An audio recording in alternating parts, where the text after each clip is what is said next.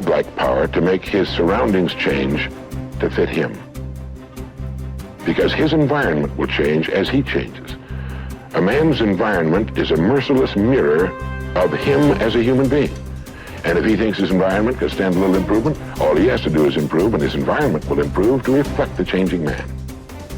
There's this mysterious subconscious mind of yours, and it runs below the awareness of your conscious awareness. So you're not usually even aware of what's going on in there, like what it believes or how it limits your life. The reason it is so powerful is because it stores all of your memories, all of your feelings and emotions, and most importantly, all the limiting beliefs you've acquired since you were born. You need to understand the subconscious mind of yours. Your subconscious mind rules your life. 96 to 97% of everything that you do is done as a result of your subconscious mind. And when your subconscious mind gets programmed, it goes ahead and responds to whatever it is your conscious mind has placed into it. This subconscious mind of yours is most impacted by your feelings. A change of feeling is a change of destiny.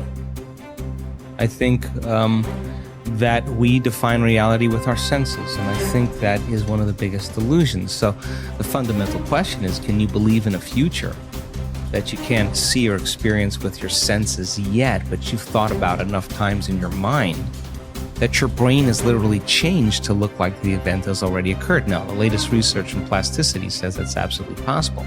And can you select a new possibility in the quantum field and begin to emotionally embrace that future every single day to such a degree that your body, as the unconscious mind, the objective mind, does not know the difference between the experience in your life that's creating the emotion and the emotion that you're fabricating by thought alone, to the degree that you begin to signal new genes and new ways to change your body to look like the experience has already happened.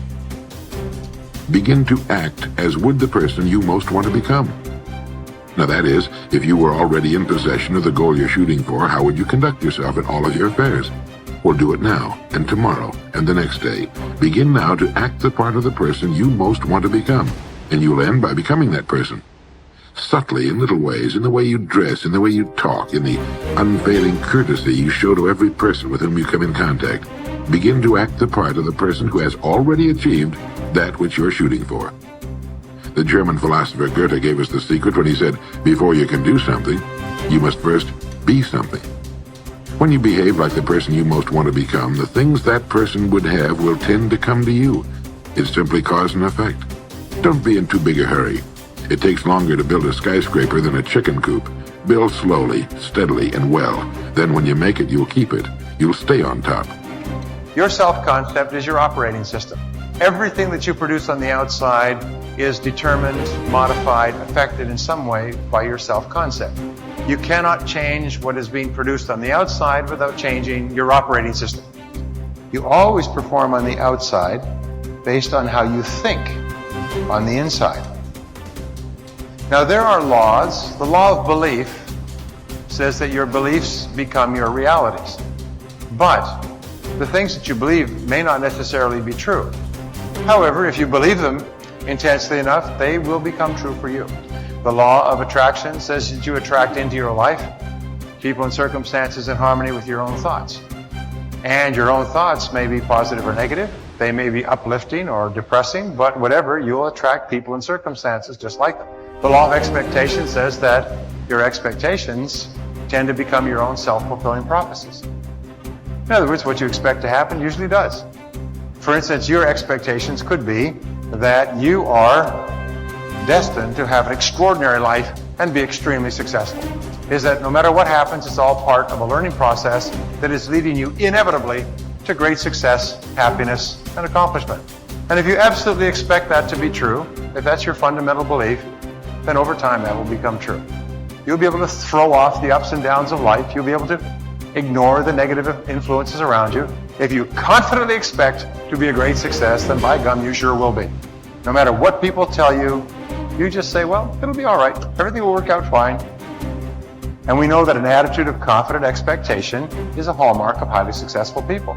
They just expect to succeed more than they fail. They expect to keep making progress. They just confidently expect it. And surprise, surprise, your expectations affect your realities. What you experience on the outside is determined by how you think on the inside. As they say, you are not what you think you are, but what you think you are. Here's 2 excellent questions to jot down. And this is for mature people now, because these are kind of tough questions, especially one. Here's the first question. What's got you turned on? That's a good list to make. Here's what's got me turned on. Here's what's got me up early, staying up late, maximizing my abilities all day long. Here's the list of what's got me turned on. Now here's the next question. What's got you turned off? How come you don't have the zest and the vitality and the appetite for daily accomplishment?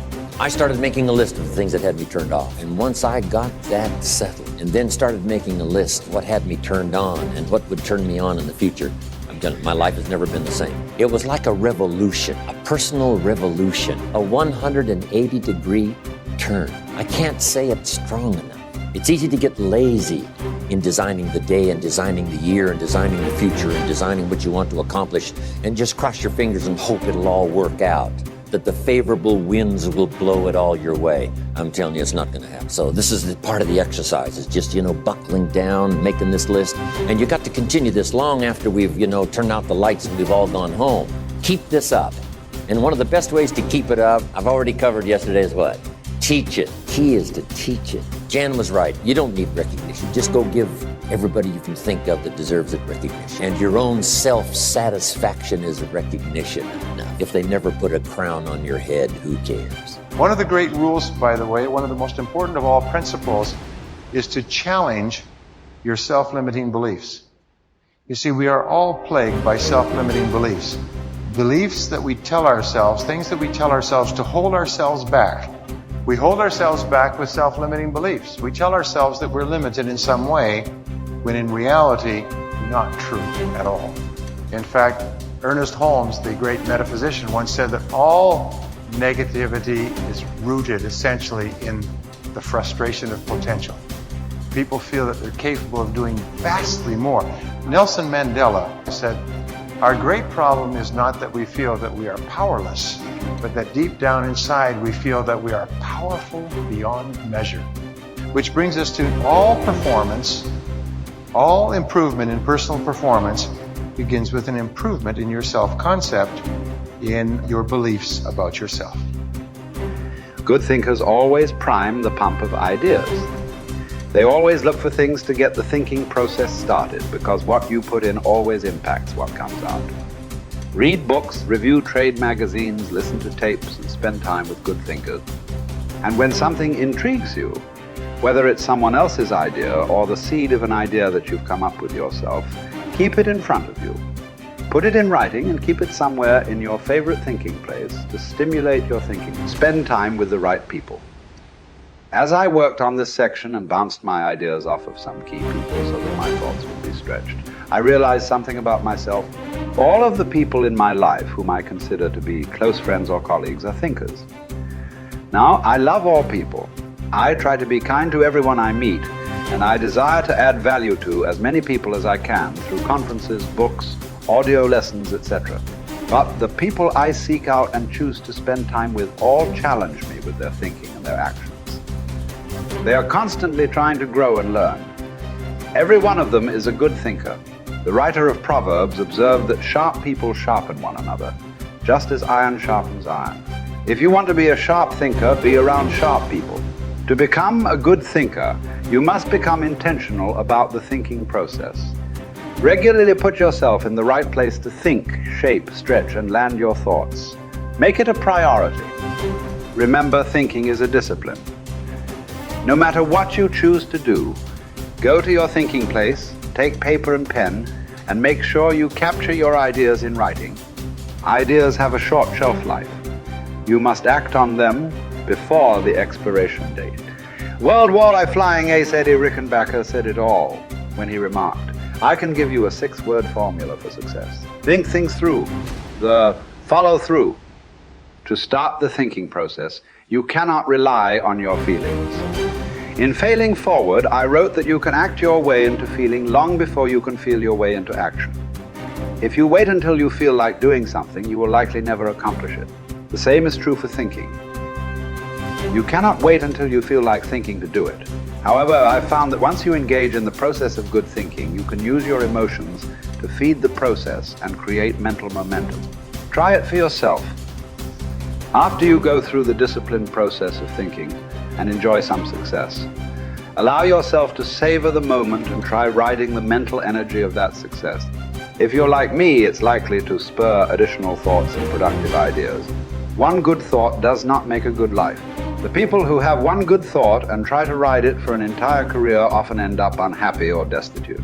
They are the one-hit wonders, the one-book authors, the one-message speakers, the one-time inventors who spend their life struggling to protect or promote their single idea.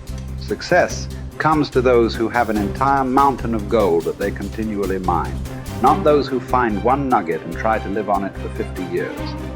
To become someone who can mine a lot of gold, you need to keep repeating the process of good thinking. Becoming a good thinker isn't overly complicated. It's a discipline.